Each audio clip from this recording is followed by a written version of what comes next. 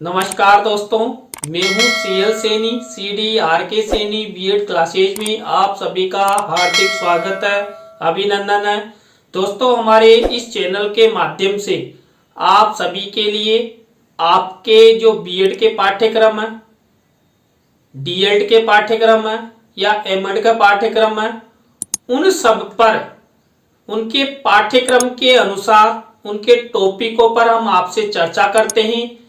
दोस्तों, अभी वर्तमान में हमारा शिक्षण के सिद्धांतों पर अध्ययन चल रहा है, तो इसी श्रृंखला में दोस्तों आज की लाइव क्लास में हम जो क्रियाशीलता का सिद्धांत है उसके बारे में और व्यक्तिक विभिन्नता का सिद्धांत, इन दो शिक्षण के सिद्धांतों पर हम आपसे चर्चा करेंगे। तो दोस्तों, आप सब बने रहें हमारे साथ, हमारे इस चैनल के साथ। और दोस्तों, यदि आप हमारे इस चैनल पर पहली बार आए हैं तो हमारे इस चैनल को जरूर सब्सक्राइब करें और पास ही बने बेल आइकन को जरूर दबावें। दोस्तों, यहां पर हम सबसे पहले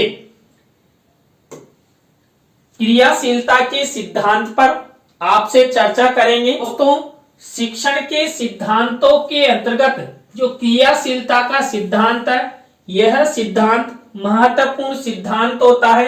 देखिए, यहाँ पर दोस्तों नाम से ही पता लग रहा है कि क्रियाशीलता। देखिए, क्रिया का मतलब हम जो भी कार्यक्रम या जो भी अधिगम करते हैं वो क्रिया करके संपादित करते हैं। दोस्तों, शिक्षण भी क्रिया के द्वारा ही संपन्न किया जा सकता है। दोस्तों, जो शिक्षण होता है, इस शिक्षण में सबसे पहले तो शिक्षक क्रियाशील बनता है, और जब शिक्षक कक्ष में बालकों को शिक्षण करवाता है तो बालकों को क्रियाशीलता का अनुभव कराता है। वो छात्रों को सक्रिय रखने हेतु यानी कि क्रियाशील रखने हेतु कई प्रकार के वो तरीके अपनाता है, कई प्रकार के कार्य वो छात्र छात्राओं को देता है, जिससे छात्र क्रियाशील रहे और उनमें अच्छा अधिगम हो, शिक्षण के माध्यम से छात्रों में ज्ञान की अभिवृद्धि हो। दोस्तों, यहाँ पर जो छोटे बच्चे होते हैं, जब बालक बालिकाओं का प्रवेश कराते हैं और प्रवेश के बाद आप सब जानते हैं जो बालक होते हैं वो क्रियाशील रहते हैं, उनके स्वभाव में ही हमेशा क्रियाशीलता बनी रहती है। उस क्रियाशीलता को आगे बढ़ाने में शिक्षक की महत्वपूर्ण भूमिका होती है। वे प्रतिक्षण किसी न किसी प्रकार की क्रिया करते रहते हैं। वे क्रिया द्वारा अधिक सुगमता तथा शीघ्रता से सीखते हैं। दोस्तों, जो छोटे बालक होते हैं वो अधिक सक्रिय रहते हैं, अधिक क्रियाशील रहते हैं, वो कुछ न कुछ करते रहते हैं। देखिए, आपने छोटे क्लासों में देखा होगा, कई बच्चे किसी के पेन लगा देते हैं, कान में जो चोक आता है वो डाल लेते हैं, या वो कुछ भी बोल देते हैं। तो कुल मिलाकर जो छोटे बालक बालिका होते हैं वो क्रियाशील रहते हैं, और क्रियाशीलता के द्वारा ही उन्हें जो भी बताया जाता है वो सुगमता के साथ और शीघ्र ग्रहण कर लेते हैं। इसलिए यहाँ पर शिक्षण के दौरान एक शिक्षक को छात्रों को अधिक से अधिक क्रियाशील रखना चाहिए और क्रियाशील रहने के तरीके अपनाने चाहिए। क्रिया द्वारा सीखने के सिद्धांत को केंद्र मानकर किंडरगार्टन पद्धति का प्रतिपादन किया है। दोस्तों, किंडरगार्टन पद्धति के माध्यम से छात्र छात्राओं को अधिक क्रियाशील रखा जा सकता है। देखिए, किसी कक्ष में या किसी भी एक बगीचे में या अच्छे वातावरण वाले स्थान पर छात्रों के लिए, छात्रों के अधिगम के लिए कई प्रकार की जो पाठ्य सामग्री है उनको रखकर बालकों को अधिक से अधिक क्रियाशील रखा जा सकता है।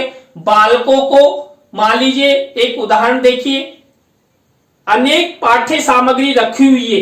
अब उस पाठ्य सामग्री में शिक्षक द्वारा छात्रों को दिशा निर्देश दिया जाता है कि आप गाय का चित्र लाइए, आप भैंस का चित्र लाइए, आप कबूतर का चित्र लाइए। तो बालक वहां सर्च करता है उस पाठ्य सामग्री में से और वो उसको सर्च करके टीचर को बताता है कि ये कबूतर है, ये गाय है, ये भैंस है। तो इससे बालक क्रियाशील भी रहेंगे और बालकों को सुगमता के साथ अधिगम भी हो जाएगा। बालक गाय, भैंस, कबूतर आदि के बारे में भी जान जाएंगे। सीखने के लिए शरीर तथा मस्तिष्क दोनों ही क्रियाशील होना आवश्यक है। दोस्तों, यदि हमें छात्रों को अधिक से अधिक अधिगम करवाना है तो बालकों को क्रियाशील रखना होगा और उस क्रियाशीलता में बालकों का जो शरीर है, बालकों का जो मस्तिष्क है, उन दोनों को क्रियाशीलता में लाना आवश्यक हो जाता है। बालक जितना अपना मस्तिष्क दौड़ाएंगे, जितना अपने शरीर का संचालन करेंगे यानी कि क्रियाएं करेंगे, बालक उतना ही अधिक अधिगम करेंगे। इसी तरह जो क्रियाशीलता का जो सिद्धांत है, ये शिक्षण के समस्त सिद्धांतों में से एक प्रमुख एवं महत्वपूर्ण सिद्धांत माना जाता है। क्यों? क्योंकि यहाँ पर जो अधिगम होता है, जो बालक सीखते हैं, वो बालक क्रिया करके सीखते हैं। और दोस्तों, जब हमने अधिगम के बारे में अध्ययन किया था तो मैंने बताया था कि हम लर्निंग बाय डूइंग, करके सीखते हैं।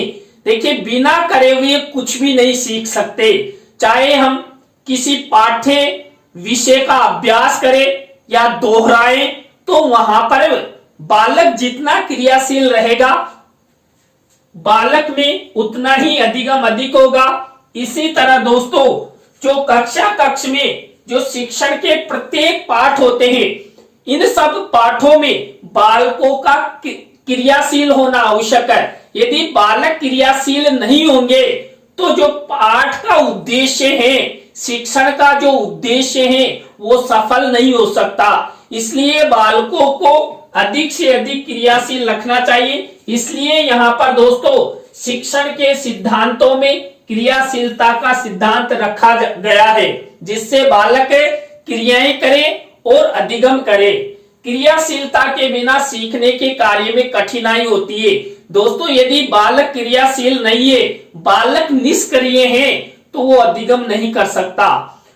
देखिए, एक कहावत है, जो जितना चलेगा वो उतना ही चलेगा। यानी कि जो बालक जितना क्रियाशील रहेगा उतना ही वो बालक अधिगम करेगा, उसमें ज्ञान की प्राप्ति होगी और बालक प्रतिभाशाली होगा।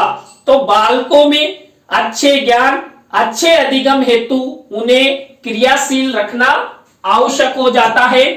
शिक्षण के दौरान छात्र तथा शिक्षक दोनों को सक्रिय होना आवश्यक है। देखिए, यदि छात्रों को अच्छा शिक्षण करवाना है, अच्छा अधिगम करवाना है, अच्छे ज्ञान की प्राप्ति करना है, तो छात्रों के साथ साथ शिक्षक को भी सक्रिय रहना पड़ेगा। क्योंकि शिक्षक सक्रिय रहकर ही बालकों को सक्रिय रख सकता है, उन्हें कई प्रकार के कार्य दे सकता है। वो सैद्धांतिक कार्य भी हो सकते हैं, प्रायोगिक कार्य भी हो सकते हैं, प्रोजेक्ट विधि आदि का प्रयोग करके वो बालकों को सक्रिय रख सकता है। इसलिए शिक्षक और छात्र दोनों को सक्रिय होना आवश्यक है, तभी जो शिक्षण का सिद्धांत है, शिक्षण का जो उद्देश्य है, वो सफल हो सकता है। निष्क्रियता शिक्षण में बाधा होती है। दोस्तों, यदि कोई बालक बालिका निष्क्रिय है तो शिक्षण की सफलता की कामना नहीं कर सकते। तो यहाँ पर निष्क्रियता शिक्षण में एक बाधा के रूप में कार्य करती है।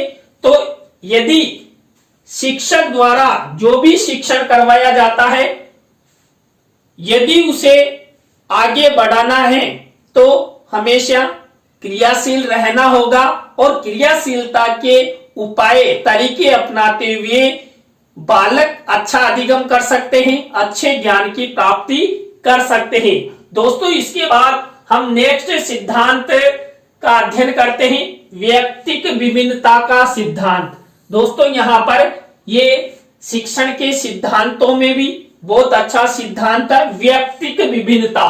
दोस्तों, आप सब जानते हैं कि हमारी ये पांचों उंगलियां समान नहीं है। कोई है जिसकी पांचों उंगलियां समान नहीं है ना, देखिए कोई छोटी है कोई बड़ी है।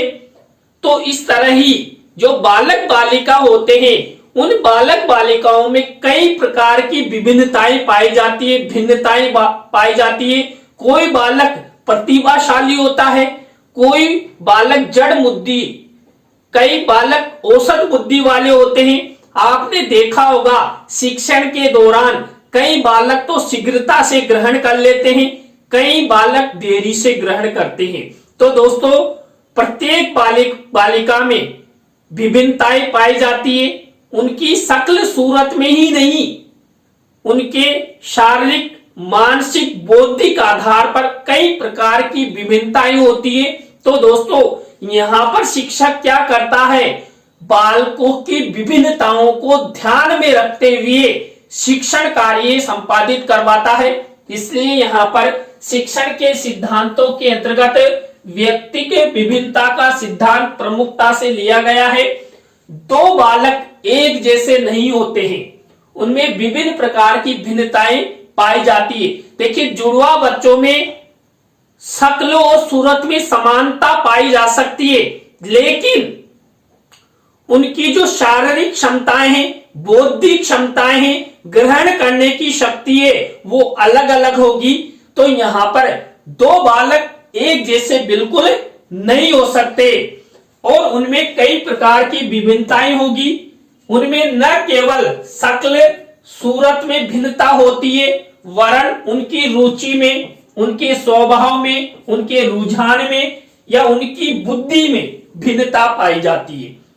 ये स्वाभाविक है, ये प्रकृति का नियम है कि एक जैसे कोई भी दूसरे बालक नहीं होते हैं, उनमें अंतर जरूर पाया जाता है। कोई बालक तीव्र गति से सीखता है तो कोई मंद गति से। दोस्तों मैंने अभी बताया आपको कि कक्ष में जब एक शिक्षक के द्वारा शिक्षण अधिगम प्रक्रिया संपादित की जाती है तो कई बालक तो शीघ्रता से ग्रहण कर लेते हैं और कई बालक आलस में सीख लेंगे, यानी कि कक्ष में उनका ध्यान ही नहीं रहता है, शिक्षण के प्रति उनमें रुचि नहीं होती है। उसका कारण है व्यक्ति की विभिन्नता होना।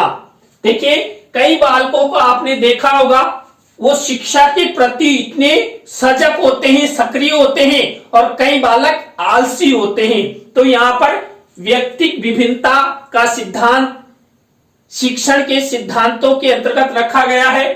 सभी को समान समझना तथा सभी के लिए एक ही शिक्षण विधि अपनाना एक भूल होता है। दोस्तों ये सभी को समान समझना और सभी के लिए एक ही शिक्षण विधि प्रयोग करना, एक ही तरीका अपनाना, यहाँ पर भूल क्यों रखा गया है? क्यों?